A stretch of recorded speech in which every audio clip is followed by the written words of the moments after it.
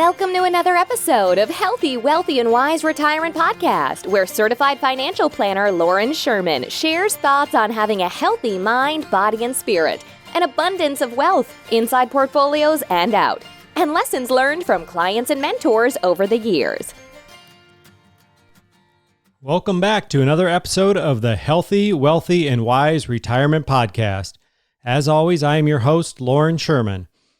Today's episode won't apply to you just yet if you are under the age of 64, but by listening in now, you'll be well ahead of the curve by the time you get there.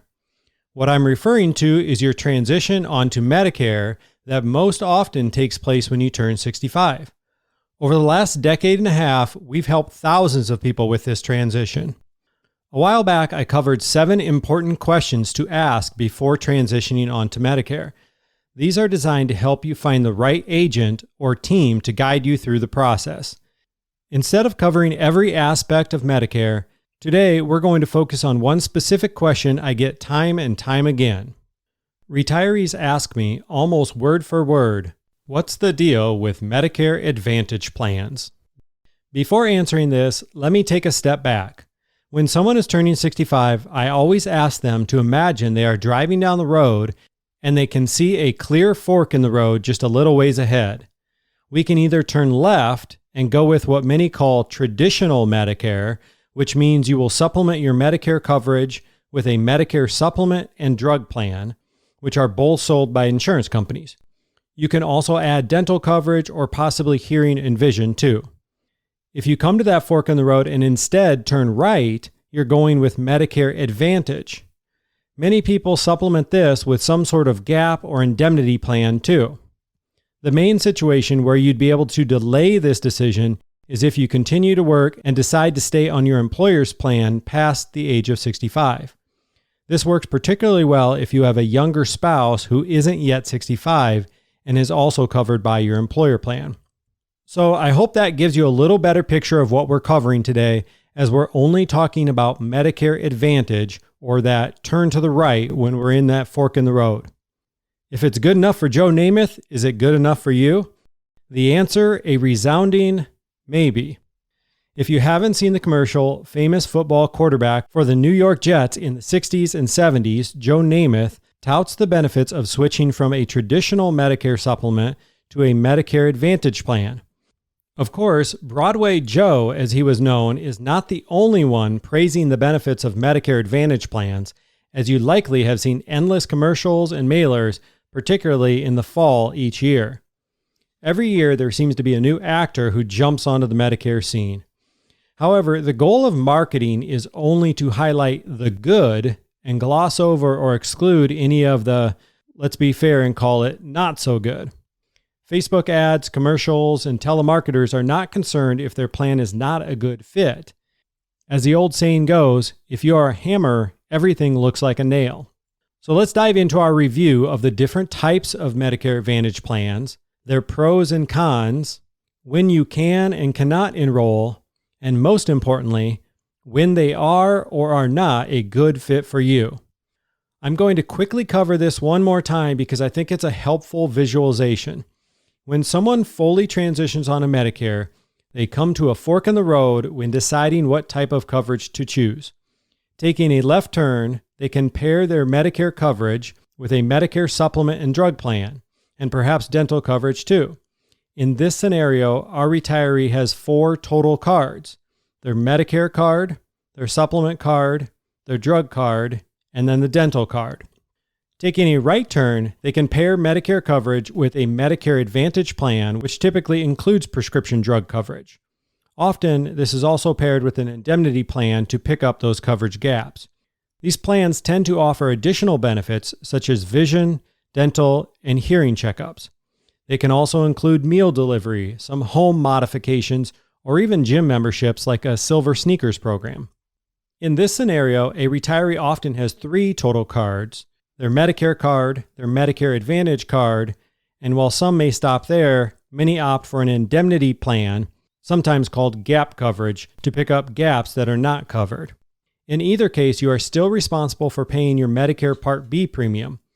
This goes up a bit each year and may be higher due to your income, but starts at $148.50 per month.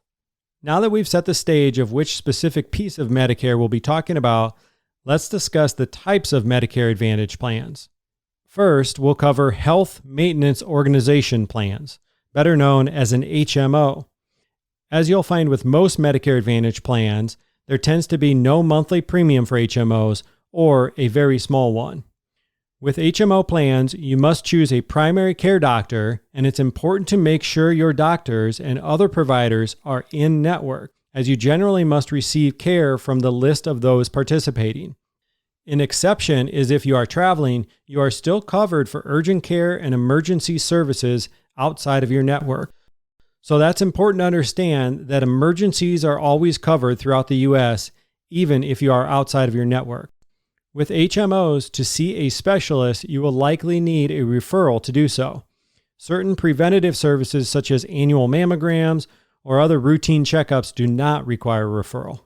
As long as you stay in network, you will have a maximum out-of-pocket each year that you could be responsible for. So picture it this way. Because you are not paying a monthly premium for the HMO, or you're paying a very low premium, you're going to have copayments each time you use your coverage.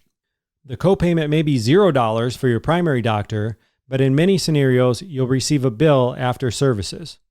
You can think of the maximum out-of-pocket as your worst-case scenario, since the HMO will pay for everything beyond this amount, once again, assuming expenses are incurred in-network. Medicare will set the maximum out-of-pocket amount each year, typically around $7,500 or so, but most insurance companies have set their own maximums much lower, which is of course to your benefit. If you always visit the same doctors and they are all in network, an HMO can make sense, particularly if you haven't had any serious health issues. With that said, let's talk through what may be a safer choice. Our second type of Medicare Advantage plan, Preferred Provider Organization, better known as a PPO. Once again, there tends to be little or no monthly premium for the insured for these plans.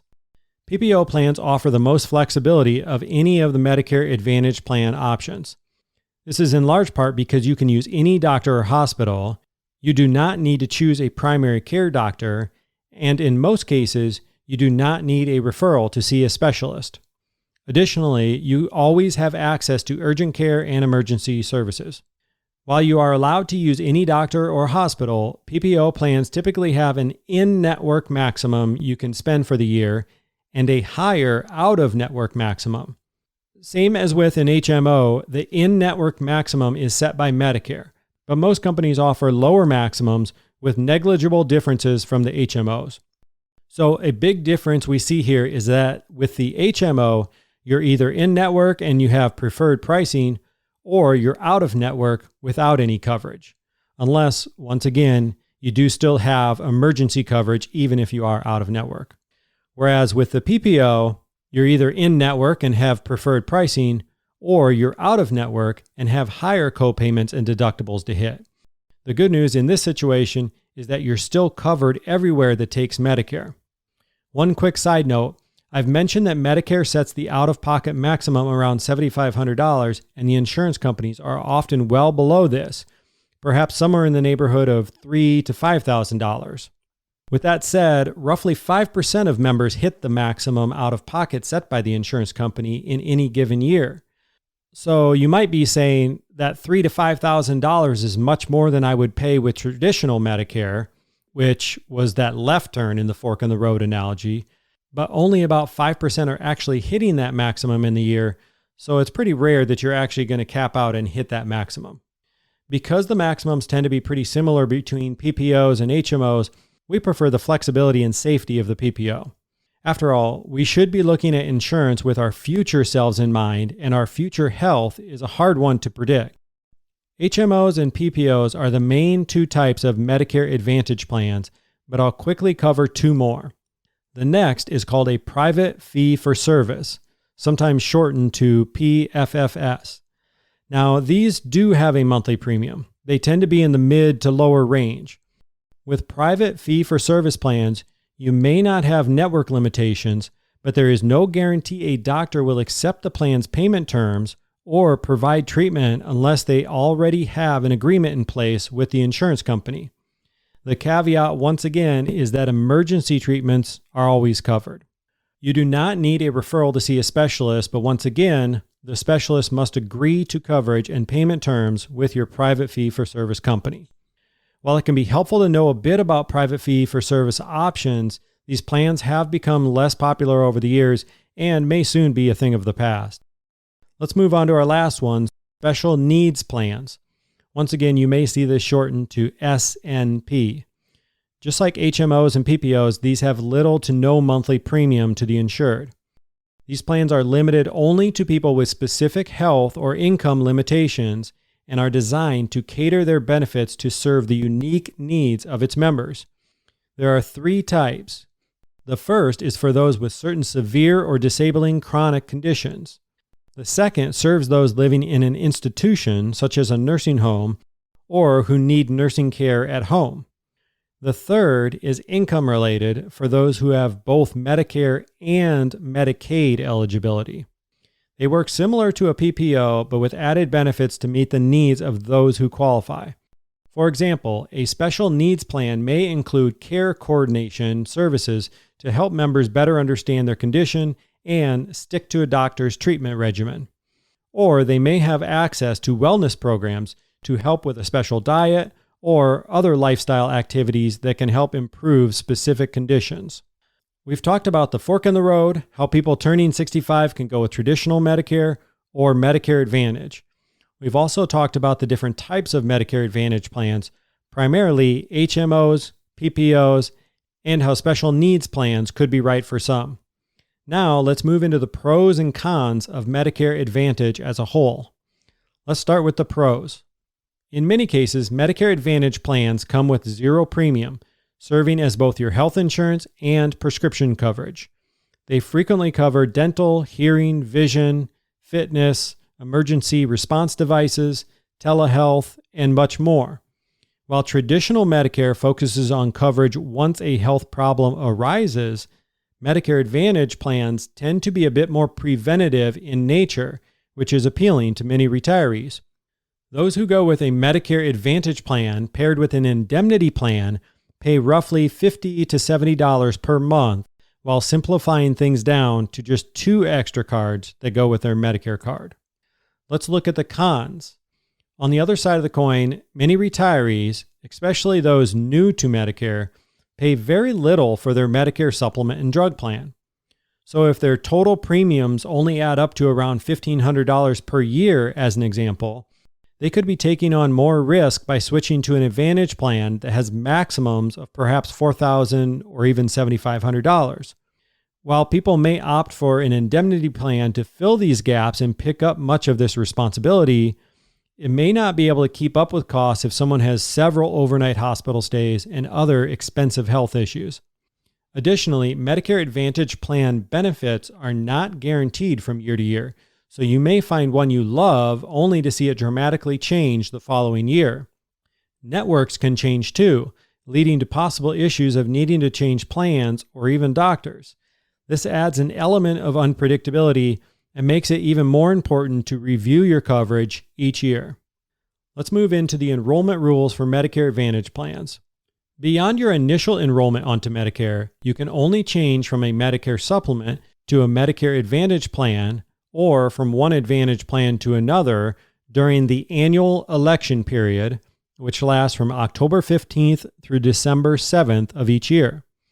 This means you could end up with a plan for the year that you don't care for, but are stuck with until the next annual election period rolls around. Additionally, if you do wish to change from an Advantage plan to a Medicare supplement, you can do so, but you would be required to answer health underwriting questions. If you cannot pass the questions, you may have to go with a more expensive Medicare supplement that asks fewer health questions, or you could be stuck within whatever Medicare Advantage plan options are available. A key exception to the above rule of thumb, everyone is given a trial period where they can test out a Medicare Advantage plan for up to 1 year if they have never been on one. If at any point during that year they decide they want to go back to a Medicare supplement, they can do so without any questions asked. This allows people to try out Medicare Advantage plans without necessarily making a long-term commitment. I know this episode is a bit more technical than some of our discussions in the past, but thanks for sticking with me this far. And if you're the type who says, I don't care how the watch works, just tell me what time it is, then this last part is for you. When we get down to it, many of you want to simply know, is a Medicare Advantage plan a good fit for me? Let's start with who these plans are a good fit for. As you may have surmised from our talk so far, Medicare Advantage plans can be a great fit for people who are mostly healthy and already accustomed to primarily staying within a network of doctors and hospitals. They're also popular for those who take more preventative measures with their health and are looking for ancillary benefits like dental and so on, or those who are cost conscious since premiums are often zero. They can also be a great fit even for those who have experienced some health issues but are paying higher premiums for their Medicare supplement and drug plan. Remember, it's a fork in the road, so we can't go both directions, meaning if you have one, you're not paying for the other. My rule of thumb is that once someone reaches age 75, we need to start exploring Medicare Advantage options if we haven't already done so. This is because this retiree may be paying more in premiums than the maximum out of pocket, which in many cases makes the Advantage plan a clear winner without adding additional risk to their retirement planning. Let's talk through a quick example. A retiree could be paying $280 per month for their supplement, $50 for their drug plan, and another $40 for their dental coverage. Add this up and they are over $4,400 for the year. A Medicare Advantage plan may have a maximum out-of-pocket of only $4,200 per year. In this case, the retiree is already paying more than what their worst case scenario would be with the Advantage plan. In this situation, it's a little bit of a no-brainer that the Advantage plan can make a lot of sense. Now, who are they not a good fit for? Even when the numbers make sense, sometimes it's just more comfortable to stick with what you know. After all, having a predictable plan that you know you can count on year in and year out can be invaluable. Even though urgent care and emergency needs are always covered when traveling with an Advantage plan, if you live in different states throughout the year, network limitations are likely something you'll want to avoid. And last, we have many clients who go with an Advantage plan right out of the gate when they are new to Medicare, but it's worth considering your future options too. For the person who starts out with an Advantage plan and stays beyond their trial period, they may be quote unquote stuck with Medicare Advantage plan options if their health deteriorates. Now, this isn't the worst thing in the world because they still have coverage, but their options will be a bit limited. Conversely, the retiree who starts out with a Medicare supplement has the opportunity to experience both coverage types and stick with whichever they like best. This is due to the underwriting requirements to go from an Advantage plan to a supplement, but no health questions to go the other direction. To repeat that, think of it this way. You can always go from a Medicare supplement to Medicare Advantage, but after your trial period, you have to answer health questions if you want to go the other direction from Medicare Advantage to the traditional Medicare supplement coverage. Let's finish up with some closing thoughts. Medicare started in 1965 with supplement insurance, which once again is the traditional route or that left turn in our fork in the road. This coverage came out in the early 1980s. Medicare Advantage plans followed a bit later in 1997. Just since I have been in the business as of 2006, Advantage plans have come a long way. They are much improved from plans offered even just 5 to 10 years ago and are a great fit for those who understand the pros and cons. With that said, marketing can make Advantage plans sound like the best thing since sliced bread, and sometimes leads to retirees joining a plan that was never a good fit, or maybe they simply didn't understand it in the first place. If you are reviewing coverage on your own, you'll likely have to get handy using Medicare's website tools and be prepared to review your plan each year during the annual election period. If working with an advisor, it's important they can offer or advise on all types of plans. Otherwise, you may just end up with a sales pitch and unknowingly become the proverbial nail to their hammer. When I first got into the financial planning industry, Medicare planning certainly was not a passion of mine, nor something I thought I would dedicate much time to. With more experience and expertise as a financial advisor, I've come to realize that proper Medicare planning is not something to overlook. I have even found enjoyment in helping simplify something that can be so confusing for many retirees. Now, with that said, you may be a bit confused or overwhelmed after listening to this episode, but we simplified this down to our one-page review called Your Medicare Readiness Report. People put the most thought into this when first turning 65. But remember, it's important to review this continually throughout your retirement. So even though we run many Medicare readiness reports for people turning 65, we run even more for people 75, 85, or any age into retirement. I hope this helped answer the often asked question we get of what's the deal with Medicare Advantage plans? If you're still scratching your head and trying to figure this out, shoot me an email so our team can run a complimentary Medicare readiness report, as the final result of a one-page report probably looks a lot more clear than it does listening through each and every option. Coming up in our next two episodes, we're going to talk through Medicare drug plans and then move into some of the end-of-year tax harvesting strategies to help lower your lifetime tax bill. As always, check out the show notes for resources we discussed on today's show, and head over to healthywealthywiseretirement.com to see past episodes and learn more. Thank you so much for listening and supporting this podcast. If you've enjoyed listening, we would love if you took a quick moment to leave an honest review. Of course, we're shooting for 5 stars, but if you have suggestions to improve the show, we would love to hear from you too. Just click on the podcast name, Healthy, Wealthy, and Wise Retirement Podcast, and scroll down to ratings and review. Thanks again for your support, as this helps us reach a wider audience and help even more retirees just like you. This podcast is for entertainment and informational purposes only and is not intended as a specific tax, legal, or investment advice. Lauren Sherman is a certified financial planner and co-owner of Integrity Wealth Management, an investment advisor serving retirees in search of their own healthy, wealthy, and wise retirement lifestyle.